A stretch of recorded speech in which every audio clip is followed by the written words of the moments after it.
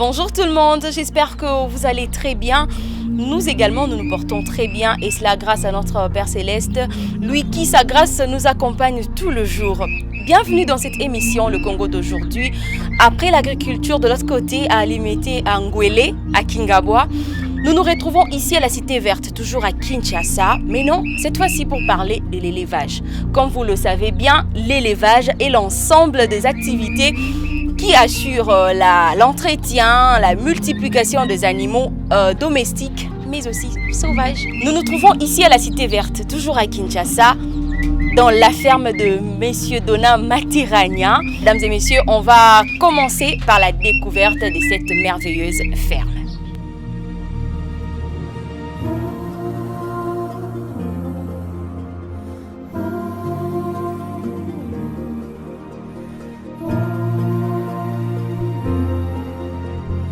Je suis Monsieur Donat Materanya.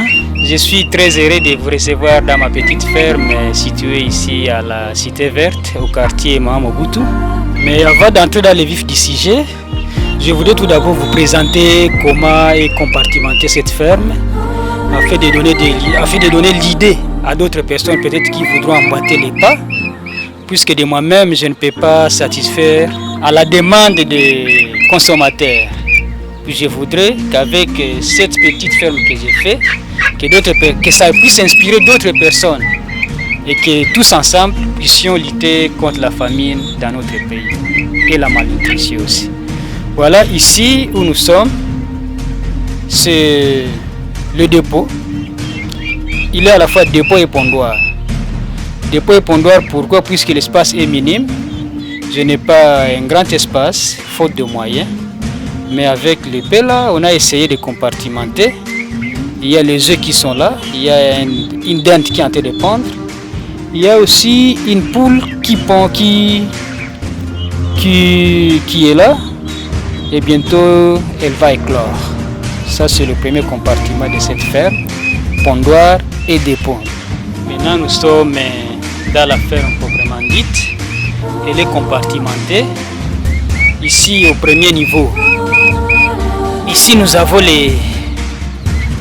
l'endroit où logent les canetos.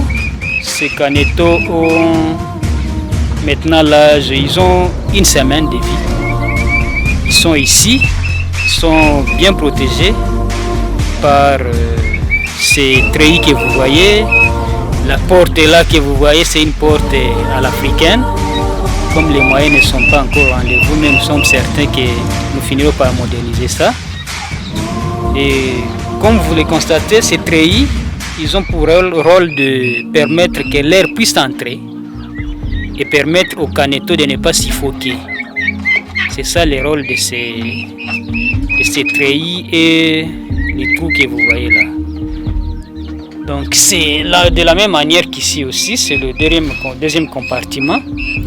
Ici, ce compartiment est réservé aux dindonneaux, aux canetos, aux poussins qui sont atteints de maladies. Et les trois qui sont dedans, tels que vous les voyez, ils sont atteints de maladies. Et je suis en train de les soigner à ma manière. Puisque les maladies auxquelles elles souffrent ne sont pas soignées par des médicaments modernes. Donc j'utilise les traditionnels pour leurs soins. Ici également, il y a les dindonneaux qui sont en bonne santé. Ils sont là. Ces dindonneaux ont déjà atteint 3 mois. Donc aux éventuels clients, ils peuvent passer puisqu'à 3 mois, on peut maintenant les libérer et donner aux autres éleveurs qui veulent aussi tenter l'expérience. Donc c'est le moment où c'est l'occasion à travers la caméra de Madame Vanessa, les éventuels clients peuvent se pointer. C'est là, au lieu de vous contenter des dindos dont vous ne connaissez même pas l'origine, maintenant les dindos en live sont là. Dindonneaux, vous-même pouvez amener, vous allez élever chez vous et vous allez manger une viande bio et sans perdre d'être atteints par des maladies de tout genre. Ici, ce compartiment il a été fait pour l'élevage des poules. Quand la poule a pondu et qu'elle a éclos plutôt, j'ai la place dans ce compartiment. J'ai la place ici pour protéger les poussins des oiseaux et les protéger contre la violence des dindos qui sont déjà majeurs ou des canards qui sont déjà majeurs. Voilà, ils sont là. Il est là avec ses poussins, 5 poussins. Je ne sais pas si la caméra peut voir ça. Donc, ce compartiment tel que vous le voyez ici, il n'est pas encore achevé totalement. Donc, c'est prévu 3 niveaux. Le premier niveau est là, le deuxième et le troisième. Celle-ci sera consacrée maintenant à l'élevage des poulets de chair. Donc, comme on n'a pas assez d'espace, c'est pourquoi on a voulu faire un élevage en batterie. Donc on compartimente pour qu'on ait assez d'espèces par rapport à l'espace qu'on a. Donc ici aussi c'est la même chose. Ici nous avons les canards, nous avons les dindos, nous avons les poules.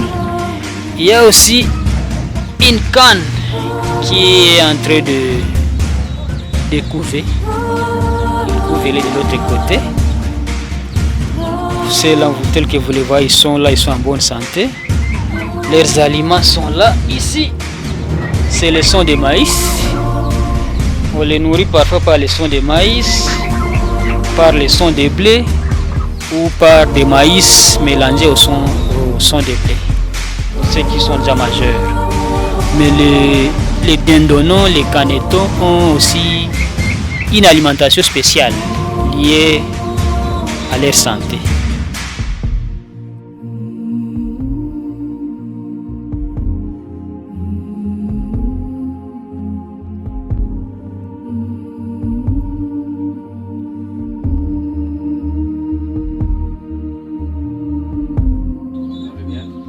Donc ici c'est la même ferme toujours avec les compartiments. Donc ici c'est inachevé puisqu'on n'a pas assez de moyens pour le moment. Mais je suis certain qu'avec ce que nous sommes en train de faire, avec l'appui de ceux qui nous suivent aussi, bien entendu, ceux qui veulent entrer dans l'affaire, ils peuvent venir mettre les moyens. On saura comment partager les intérêts puisque c'est du business. Ceux qui pensent que c'est de la blague, ils doivent déchanter. C'est du business. Et moi, j'en ai l'expérience. Donc ici aussi, on va construire des compartiments. Donc celui-ci et l'autre qui sera au-dessus. Et on va mettre des poulets de chair. On va mettre les dindons, les dindonons. Et en bas ici, c'est pour permettre ceux qui sont déjà majeurs de se recréer et de manger sans problème. C'est pourquoi on n'a pas voulu les mettre au-dessus là. Ici aussi c'est un autre compartiment. Ici il y a une dinde qui est en train de couver. Il y a une dinde qui couve. Si je l'ai placé ici, c'est pour éviter que lorsque les autres la bagarrent, ne puissent pas les déranger et détruire les œufs.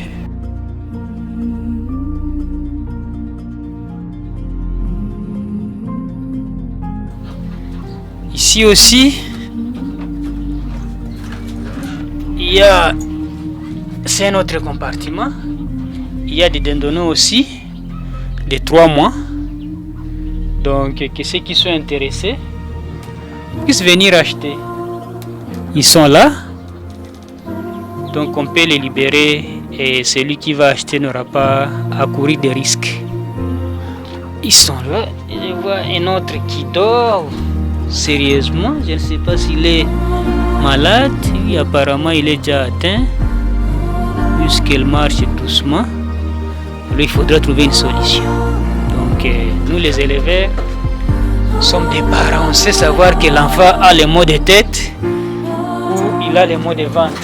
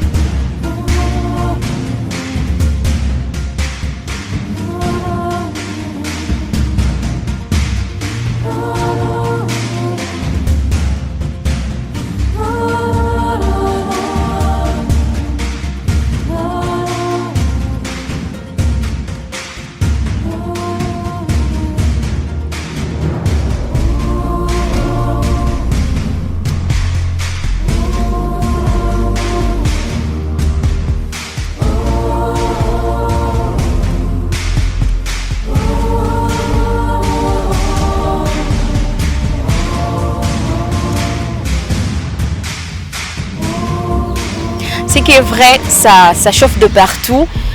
Mais Dieu est là, nous sommes les enfants de Dieu.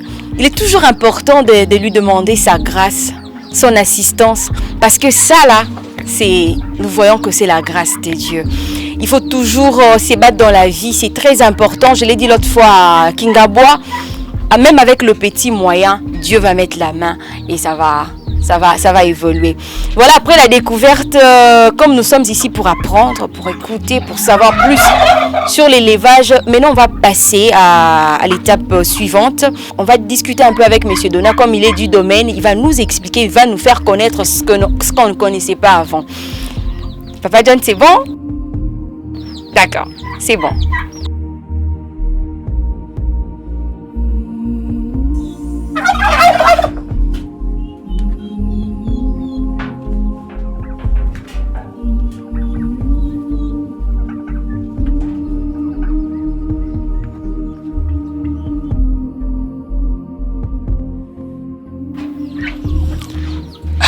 Bon, comme vous pouvez le constater ou bien comme vous le savez, l'élevage date d'états immémoriaux. Si vous allez dans la Bible, vous allez trouver que ceux qui étaient les plus riches à son temps étaient des éleveurs.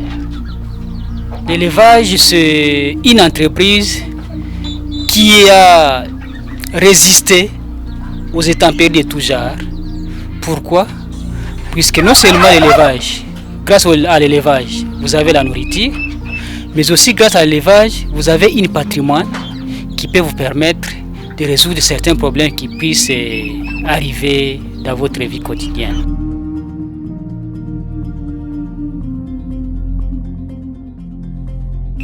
L'impact de l'élevage dans l'environnement. Bon, le seul impact que je peux vous dire, c'est celui qui est relatif à l'élevage que moi je pratique. Vous voyez, comme vous voyez, c'est les dindos, les canards, les poulets, les poules. Ils ont un impact positif pour l'environnement. Pourquoi?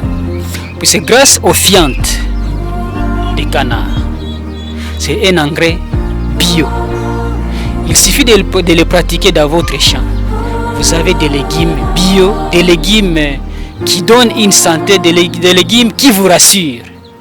Donc c'est le seul impact que je peux vous donner par rapport à l'élevage que j'ai fait.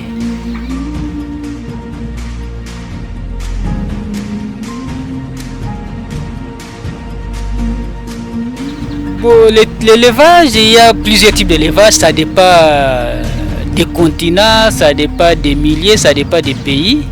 Mais au moins en termes techniques, les techniciens vous diront qu'il y a l'élevage de volailles, l'élevage de bovins. Laisse-moi vous parler de ce que je connais et sûrement d'autres aussi compléteront, puisque je n'ai pas le monopole de la connaissance en ces domaines. Et surtout que je n'ai pas fait des études liées à l'élevage. Sinon, peut-être à l'UPEN, à la faculté de vétérinerie, on parlera en termes techniques et vous aurez un vocabulaire approprié.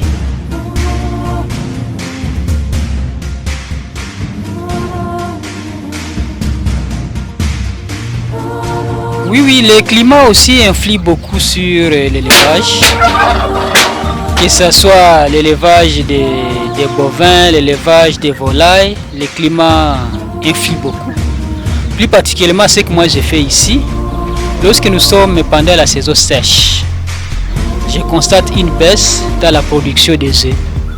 Vous pouvez constater une dinde qui pond 15 œufs pendant la saison des pluies. Elle peut pondre 8 suite au froid. La saison vraiment influe. Et quand c'est la saison des pluies, et là la volaille elle est en bonne santé, elle n'a pas assez de difficultés, elle peut vous pondre beaucoup. Mais aussi pendant la saison sèche, les poules surtout meurent. Les poules meurent pendant la saison sèche. Il y a cette maladie, je ne sais pas comment on l'appelle. Ça attrape les poules et quand vous n'êtes pas aguerri, vous pouvez perdre tout votre élevage, votre cheptel.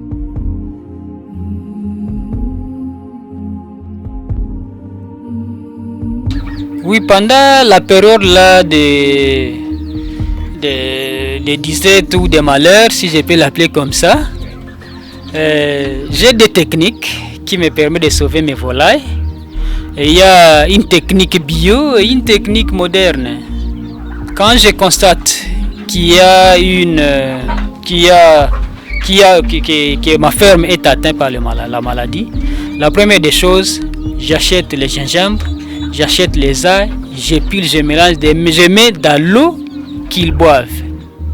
Et lorsqu'ils boivent ça, ils boivent ça.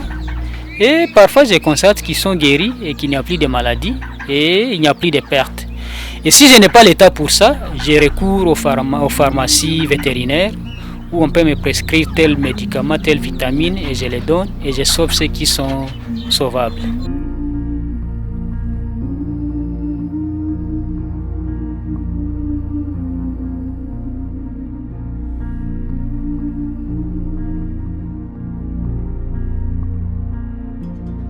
Non, ces médicaments ont été... ce sont des médicaments faits pour les animaux. Et ceux qui les ont faits, ils les ont faits en fonction de ceux qui finiront par consommer ces animaux-là. Ce sont des médicaments qui ne sont pas nuisibles à la santé. Ce sont des médicaments qui sont là pour guérir les animaux et pour permettre à ceux qui vont manger aussi ne puissent pas en souffrir. Donc il n'y a pas vraiment d'impact négatif sur la santé humaine de ces médicaments qu'on peut, ou à ces vitamines qu'on peut donner à nos poules ou à nos dindes.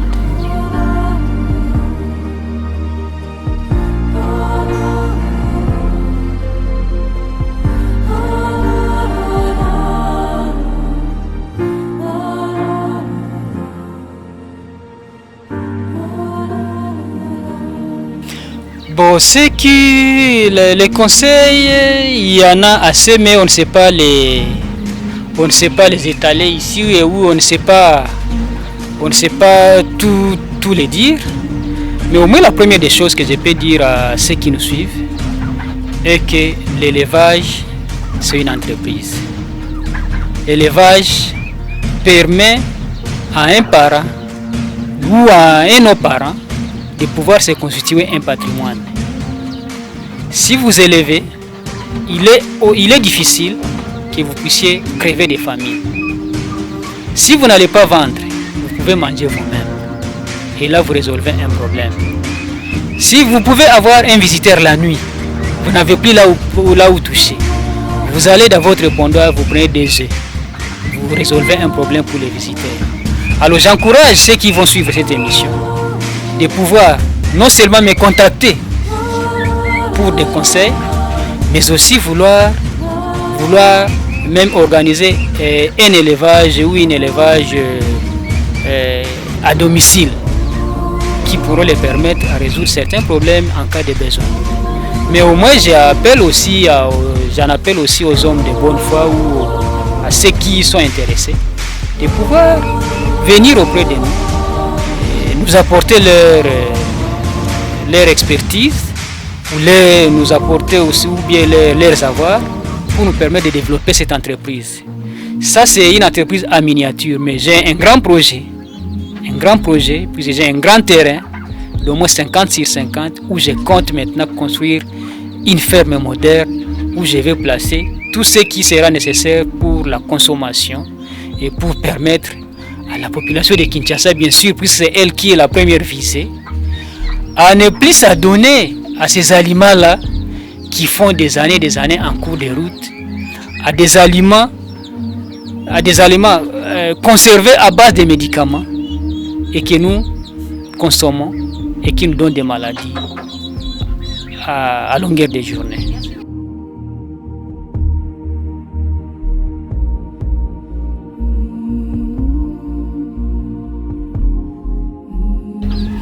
Bon, merci beaucoup madame, je suis très heureux de vous avoir ici dans cette ferme.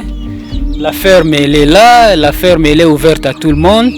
Ceux qui voudront nous contacter, nous sommes joignables au numéro 085 48 23 910. Nous sommes contactés aussi au numéro 09 98 99 79 71. Ça, ce sont nos numéros de contact. Et à ceux qui vont suivre cette interview, cette émission plutôt, et vous êtes les bienvenus. Venez nous unir, venez nous associer. On peut même faire une coopérative. Chacun vient avec sa part, on fait une coopérative, j'ai un terrain, vous venez avec le capital frais, on construit, on élève et puis on donne à notre population la nourriture bio. Surtout ça, la nourriture bio, c'est ça mon problème. Puisque moi, depuis que j'ai commencé l'élevage, je ne vais plus dans les chambres froides. C'est le premier acquis que j'ai.